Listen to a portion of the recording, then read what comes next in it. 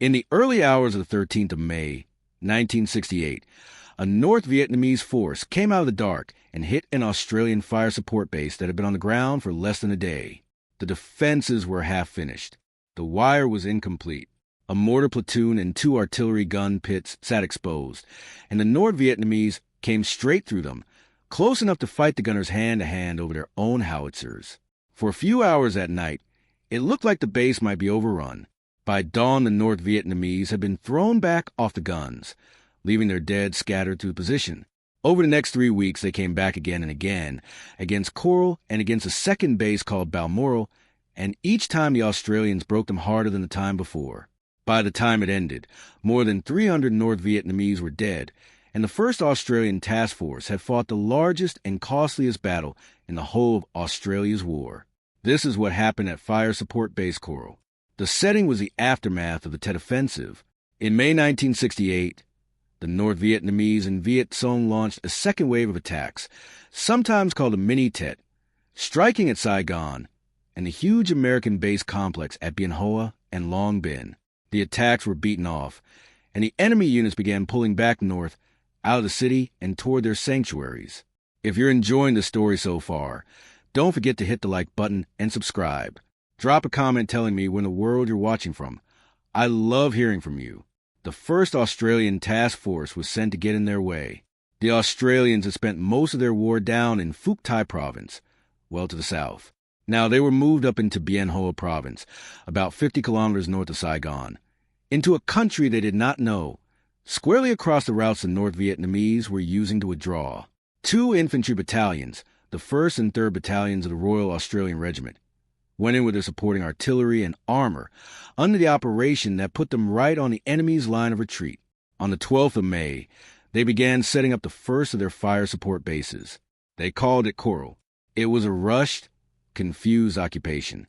The helicopters came in through the day, dropping men and guns and stores, and the move was disorganized from the start. There were not enough helicopters to lift everyone quickly, so the units came in piecemeal, late and scattered. The artillery arrived before the infantry that was supposed to protect it, which left the gun batteries sitting forward with thin cover and few riflemen around them. By nightfall, the base was only half ready. Then the weather turned on them. At dusk, a heavy monsoon downpour swept across the position. The shallow scrapes the men had managed to dig filled with water, and mud got over everything, into weapons and ammunition, which would cause numerous rifles and machine guns to jam later that night. The gunners of 102 Field Battery had scraped out holes no deeper than about 15 centimeters before they were called to stand to. The defensive wire was incomplete. The gun pits and weapon positions were not properly dug in.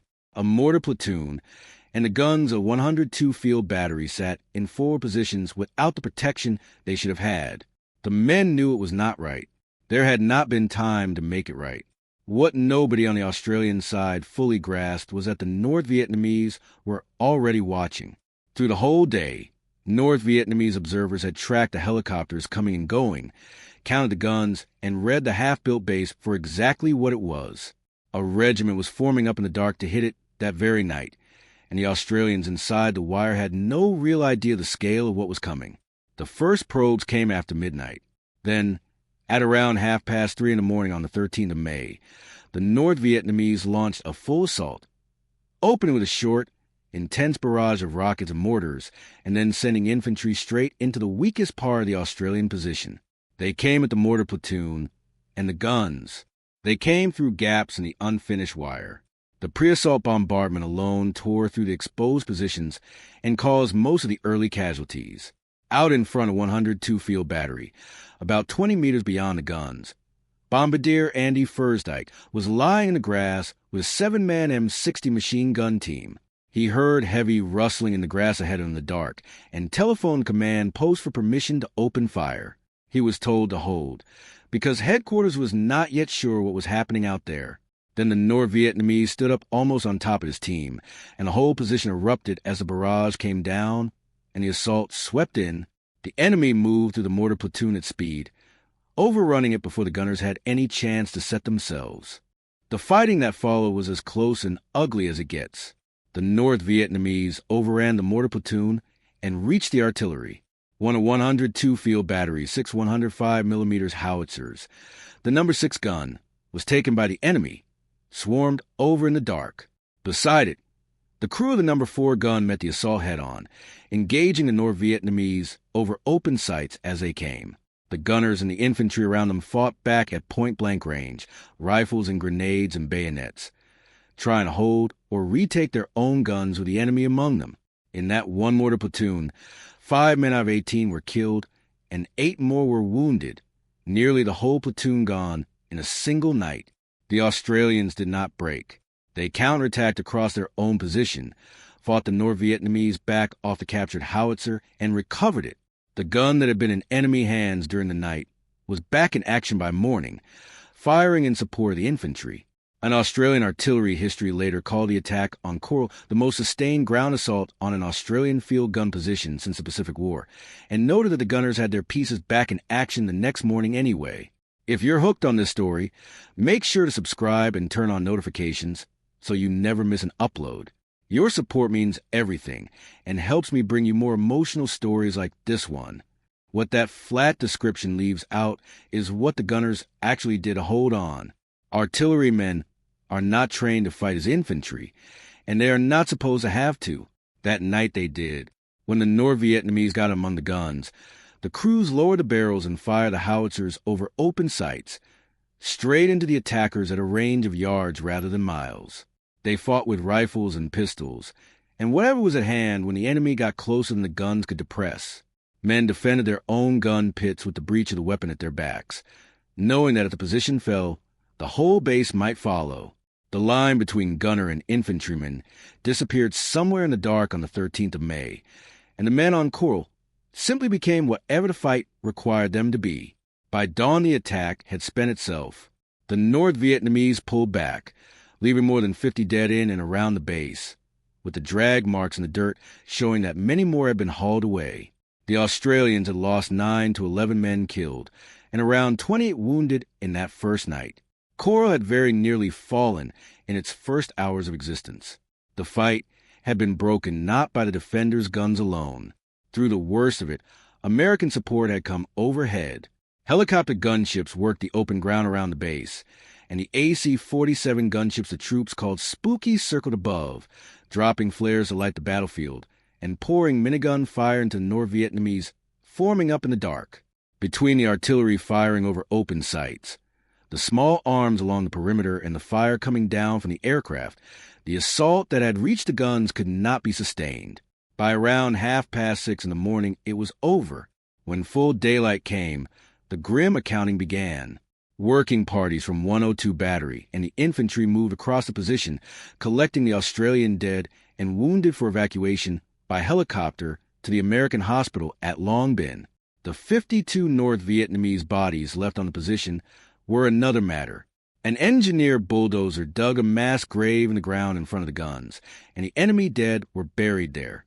The number 6 gun that had been overrun was so badly damaged it had to be flown out slung beneath a Chinook helicopter.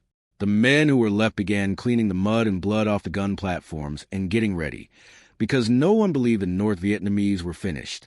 It did not fall, and the Australians made certain it would not fall again. Over the following days, Coral was transformed. What had been a half-dug, exposed position became one of the strongest defensive bases the Australians built in the war. The wire went up properly. The pits went deep. The fields of fire were cleared. The artillery was sighted to cover every approach. And the North Vietnamese, instead of slipping away, kept throwing themselves at it, exactly the fight the Australians had been sent there to provoke. The thing that made Coral so deadly to attack was the way to fire the defenders could bring down. This was a fire support base, and inside the wire-sap batteries of 105mm howitzers, Australian guns alongside New Zealand and American artillery, with American 155mm pieces adding their heavier shells. When the North Vietnamese massed to attack, the forward observers could call all of it onto the open ground in front of the perimeter at once. Guns that normally fired in support of infantry miles away were now firing in defense of their own position, dropping high explosive onto attackers crossing open ground a few hundred meters from the muzzles. An attacking force had to walk through that to reach the wire, and the closer they got, the worse it became. The North Vietnamese understood artillery, and they had planned around it. But planning around it and surviving across open ground were two different things. The New Zealanders of 161 Field Battery, firing alongside the Australian gunners, had done this kind of work for the Australians before.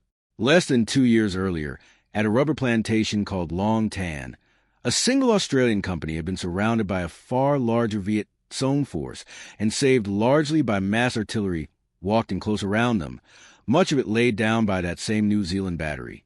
The men behind the guns at Coral knew exactly what concentrated fire could do to an attacking enemy in the open, and they had the gun line to deliver it. What had nearly cost them the base on the first night, the lack of time to prepare, was the one thing they fixed before the North Vietnamese came back.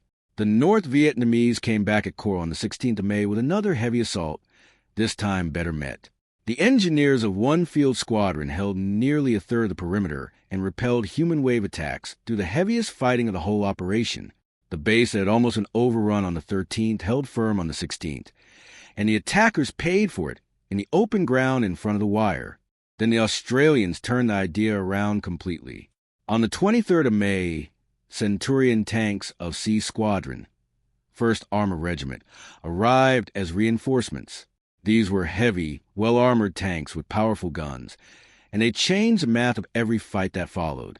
Instead of waiting inside the wire to be attacked, the Australians began sending the tanks out with infantry alongside to find the North Vietnamese in their own bunker systems and destroy them. On the 26th of May, a troop of Centurions pushed outside the perimeter and tore apart most of an enemy bunker complex that had been discovered nearby. While Coral was being reinforced, the Australians had pushed a second base further out. On the 24th and 25th of May, the 3rd Battalion, supported by tanks, established fire support base Balmoral about 4.5 kilometers north of Coral. If Coral had been bait that almost got swallowed, Balmoral was bait set with a trap already built. The North Vietnamese took it. They attacked Balmoral on the 26th of May and again on the 28th. Both times they ran into a base that was ready for them, defended by infantry dug into proper pits, backed by artillery, with Centurion tanks inside the wire and air support overhead. The result was one-sided. On one of those nights the attack was broken little more than an hour after it began. Australians found 6 North Vietnamese dead right in front of their lines, with the drag marks again telling of many more carried off, against the loss of 2 of their own men. The North Vietnamese who survived the assault on Balmoral faced a grim morning. Some had gone aground in shell craters out in the open grassland, trapped between their own lines and the Australian position.